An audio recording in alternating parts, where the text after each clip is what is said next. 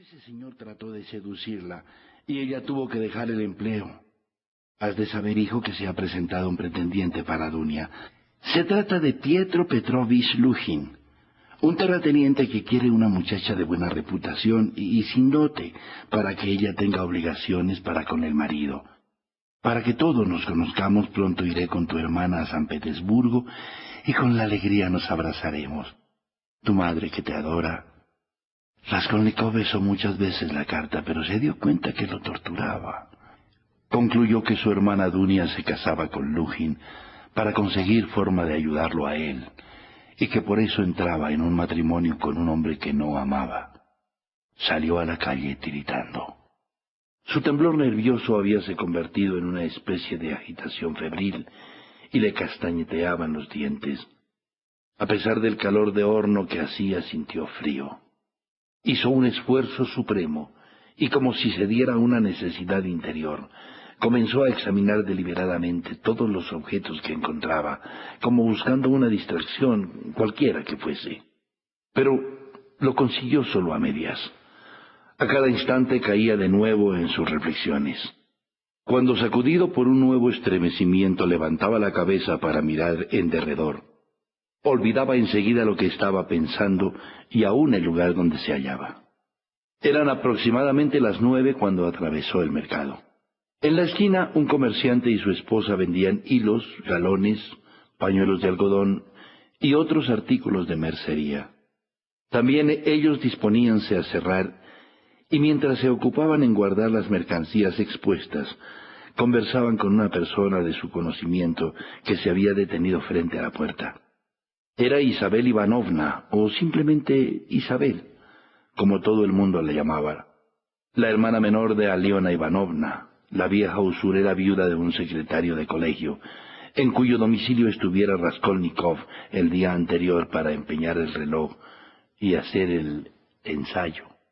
Desde hacía tiempo sabía de esa Isabel, que por su parte también conocíale un poco. Era una mujer retraída y tímida, que pasaba casi por idiota, de unos 35 años, a la que su hermana trataba como a una esclava. Trabajaba para ella día y noche, temía su presencia y llegó hasta soportar que la golpeara. En aquel momento parecía escuchar con atención al comerciante y a su esposa. Llevaba un paquete en la mano y su expresión era irresoluta.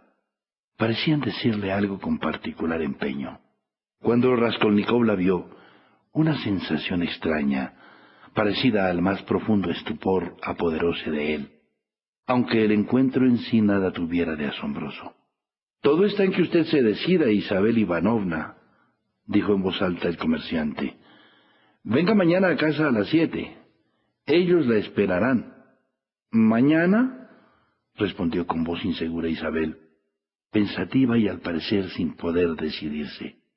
«Ah, qué miedo le tiene usted a esa vieja Aliona Ivanovna», terció la mujer del mercero. «Está bien, iré», respondió Isabel, siempre pensativa, y después de despedirse se retiró con lentitud. Raskolnikov, que en ese momento había pasado, ya no oyó más.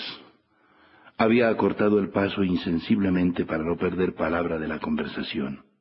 El estupor que experimentaba al principio trocábase poco a poco en espanto, y un escalofrío glacial le recorría la espalda.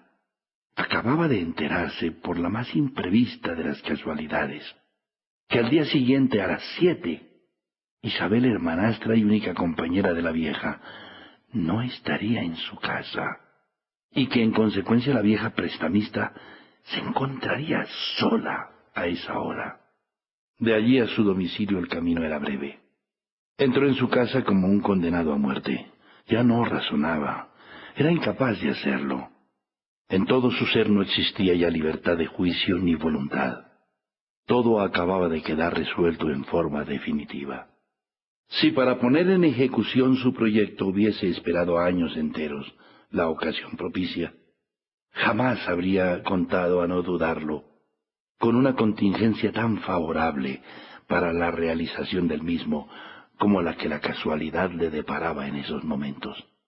En todo caso, Le hubiese sido difícil saber la víspera misma a ciencia cierta, con mayor precisión y sin correr el menor riesgo, sin formular preguntas peligrosas, que al día siguiente, a una hora determinada, la persona que él pensaba asesinar encontraríase completamente sola en su departamento.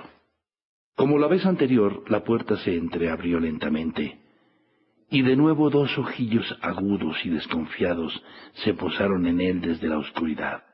Raskolnikov perdió la sangre fría y estuvo a punto de echarlo todo a perder.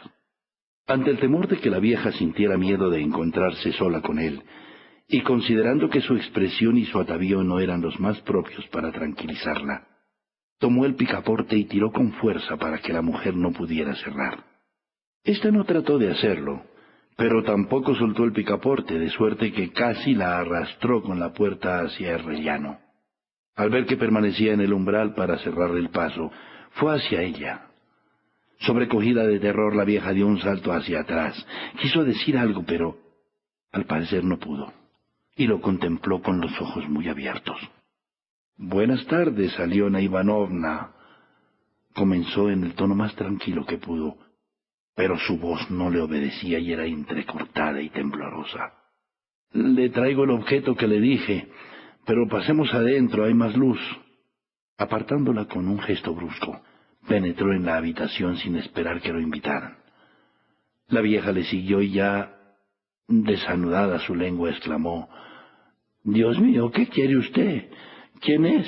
¿Qué desea?» «Vamos, Aliona Ivanovna, soy un conocido, Raskolnikov. Vea, le traigo el objeto de que le hablé en días pasados». Y le tendió un envoltorio. «Amigo mío, ¿por qué tanta prisa? ¿Qué es eso?», preguntó mirando el paquete. «Una cigarrera de plata. Ya le hablé de ella el otro día». La mujer alargó la mano. «Qué pálido está. Sus manos tiemblan. ¿Está enfermo?» «Tengo fiebre», respondió Raskolnikov con voz agitada. «¿Cómo no estar pálido cuando no se tiene que comer?», agregó con dificultad. Las fuerzas le abandonaban de nuevo. La respuesta parecía verosímil. La vieja tomó el paquete. No había que perder un instante. Raskolnikov extrajo el hacha de debajo del gabán. La blandió con las dos manos, sin darse cuenta casi de lo que hacía, y como sin esfuerzo, con un gesto maquinal, la dejó caer sobre el cráneo de la vieja. Estaba extenuado, pero apenas hubo dejado caer el hacha, recuperó las fuerzas. El golpe alcanzó justamente en la coronilla, a lo que contribuyó la escasa estatura de la víctima. En una de sus manos conservaba el objeto. Raskolnikov volvió a golpear por segunda, por tercera vez, siempre con el revés del hacha en el extremo superior de la cabeza. La sangre emanaba de la herida como de un vaso que se derrama, y el cuerpo cayó hacia adelante, desplomándose en el piso. El estudiante se hizo atrás para no impedir la caída, e inclinóse para mirarle el rostro. Estaba muerta. Las pupilas dilatadas parecían querer salir de las órbitas, y las convulsiones de la agonía habían impreso en su rostro una mueca horrible.